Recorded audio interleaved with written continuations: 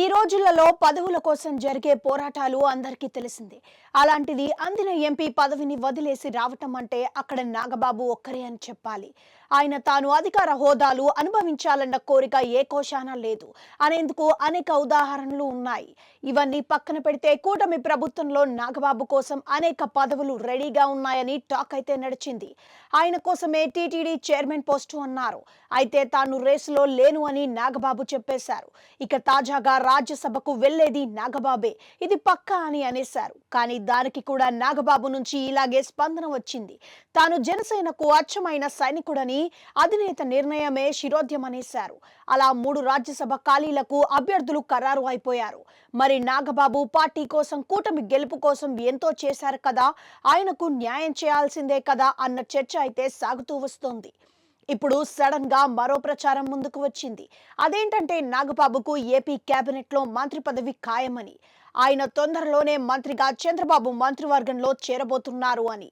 ఇది ఇప్పుడు సోషల్ మీడియాలో తెగ వైరల్ అవుతోంది.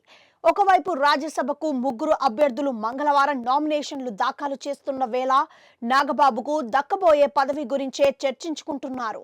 ఇది నిజమేనా అని కూడా అంతా ఆరా తీస్తున్నారు. అయితే దీనికి పూర్తిగా అవకాశాలు అయితే ఉన్నాయి. ఏపీ కేబినెట్ లో 24 మందికే ఛాన్స్ ఇచ్చారు. ఒక బర్త్ ఇంకా అలాగే ఖాళీగా ఉంది. ఆ ఒక్క ఖాళీ ఎవరి కోసం అంటే నాగబాబు కోసమే అని అంటున్నారు. మరి నాగబాబు శాసనసభలోనూ శాసన మండలిలోనూ మెంబర్ కాదు కదా అంటే దానికి దారి ఉంది అని అంటున్నారు. రానున్న 6 నెలల కాలంలో మండలిలో చాలా పదవులు ఖాళీ అవుతాయని అంటున్నారు.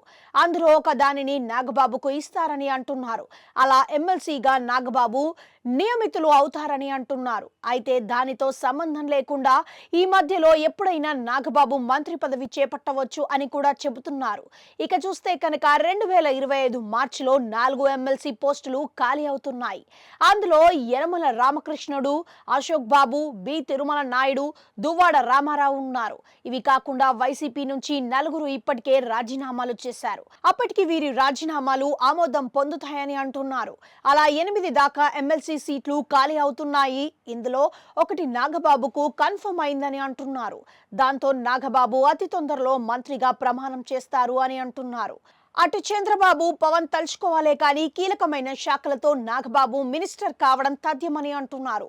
మొత్తానికి మెగా బ్రదర్ పెద్దల సభకు వెళ్లేది ఢిల్లీకి కాదని, ఏపీలోని శాసన మండలికి అని, దాంతో పాటుగా మంత్రి పదవి ఆయనకే ఇస్తారని అంటున్నారు. చూడాలి మరి ఈ ప్రచారంలో నిజమెంతుందో.